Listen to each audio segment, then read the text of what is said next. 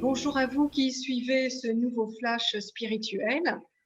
Aujourd'hui, nous accueillons Denis Marquet.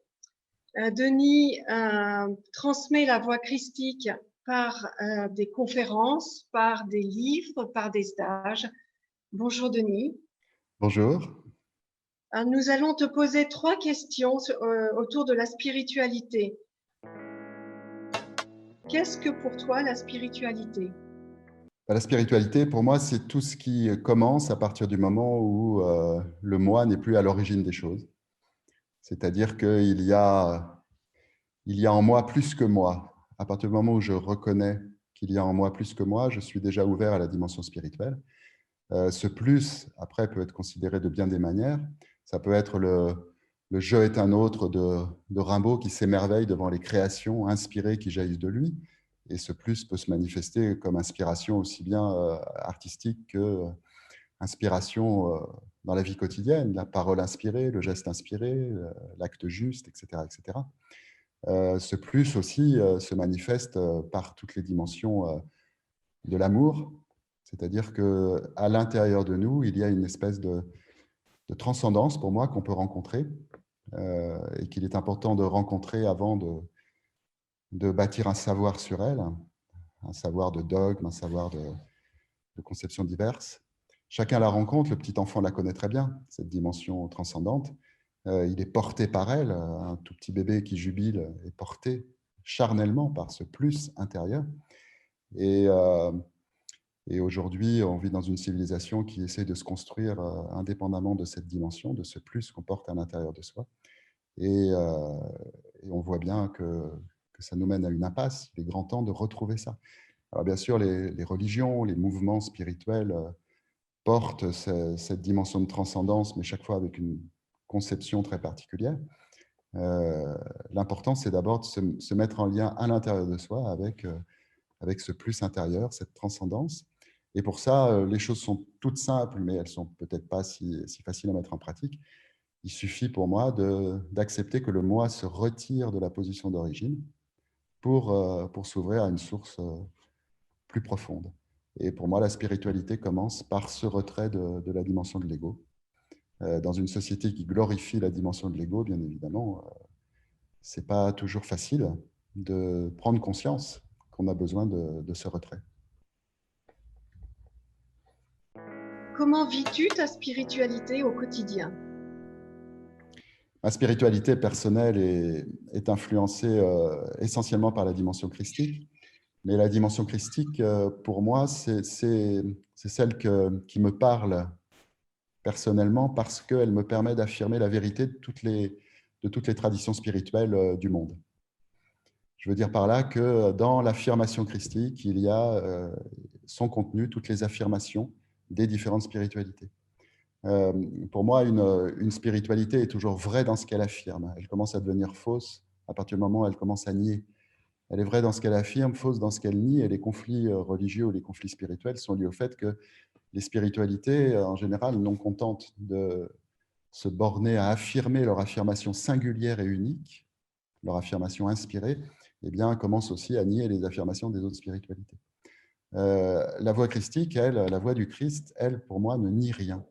Quand Jésus dit « je ne suis pas venu pour abolir, mais pour accomplir », il parle bien sûr de la voie juive, mais il parle aussi de toutes les traditions qui sont accomplies dans cette voie du Christ. Ça, c'est mon point de vue. Du coup, la manière dont je vis ma spiritualité christique, c'est dans une écoute et un respect immense de toutes les traditions, en écoutant les affirmations de chaque tradition, et en écoutant aussi l'affirmation propre à la voie du Christ, qui est l'affirmation de la résurrection, c'est-à-dire l'affirmation que nous pouvons vivre notre spiritualité jusqu'à la dimension de notre incarnation. D'ailleurs, le Christ est l'incarnation du Verbe, c'est-à-dire la dimension créatrice de Dieu. Et nous sommes tous appelés à incarner notre dimension divine, c'est-à-dire que notre corps est là pour manifester Dieu. C'est sa fonction. Bien sûr, notre ego est passé par là et notre ego a tendance à utiliser le corps à son propre profit. C'est ce qui coupe notre corps de la dimension divine.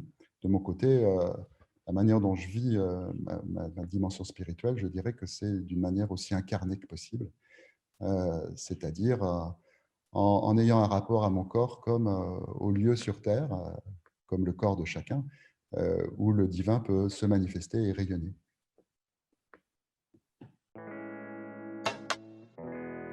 Penses-tu qu'un monde spirituel soit possible?